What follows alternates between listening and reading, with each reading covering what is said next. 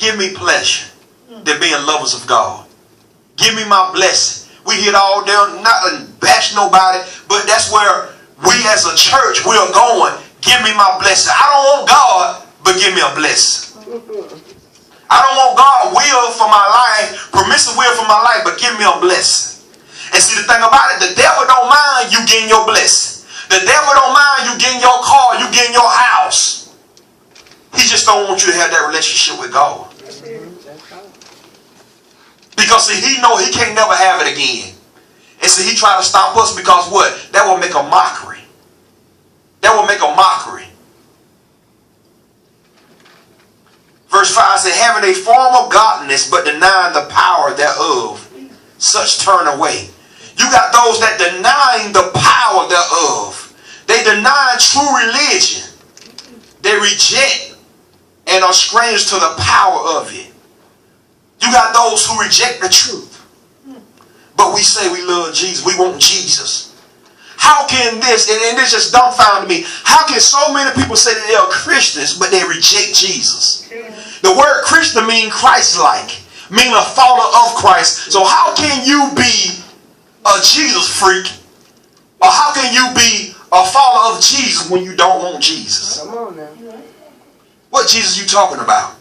It's time for us to dig a little deeper when people say that they're saved or they living for God, but which God you talking about? See, the day we live in a day at a time when you got to ask people.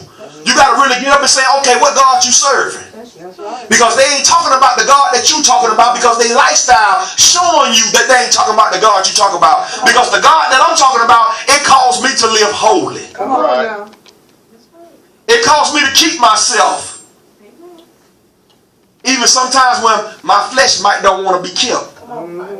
But it calls me to keep myself. Come on now. So we have to go back into, you know, my daughter was saying, well, he say he saved. My son said, but she say she saved. She go to church. Ain't?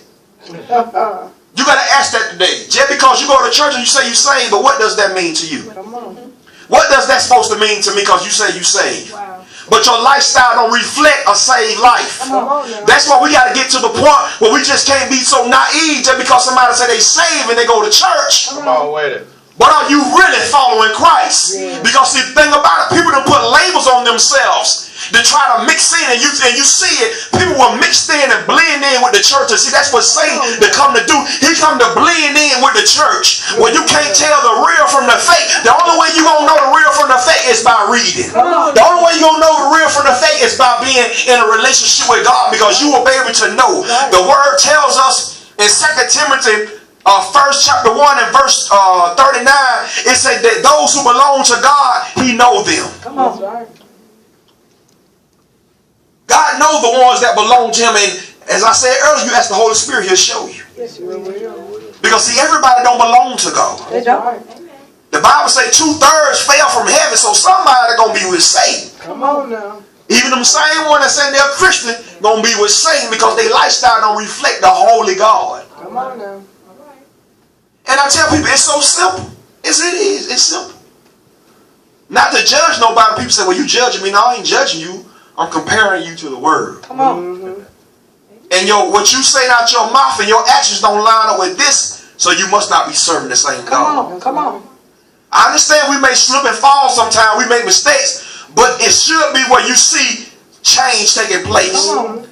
I may be a cocoon, a caterpillar, but eventually I should come into that butterfly. Come on. I ain't gonna stay a cocoon all the time. Yes, right. But you got those in the church still in that cocoon. 5 years getting they shot on. Then they pray, oh, God is good, but they ain't never spring forth. Jesus. Wow. They ain't never come into what God is calling them to be. That's right. We got to learn to identify those part-times, those part-time lovers, those part-time Christians, those part-time, those that want to be a part-time. You got those can't even be, and you see so many, especially with men, can't even be friends. Men can't even be friends. Come on. Because we worry about somebody stabbing us in the back. Come on. Are you looking at my own lady? You know, a young lady, whatever you want to call her. Come on now. Because of that part-time, you know, where that and it goes back all the way back into history, that no commitment. Come on. no wanting to belong.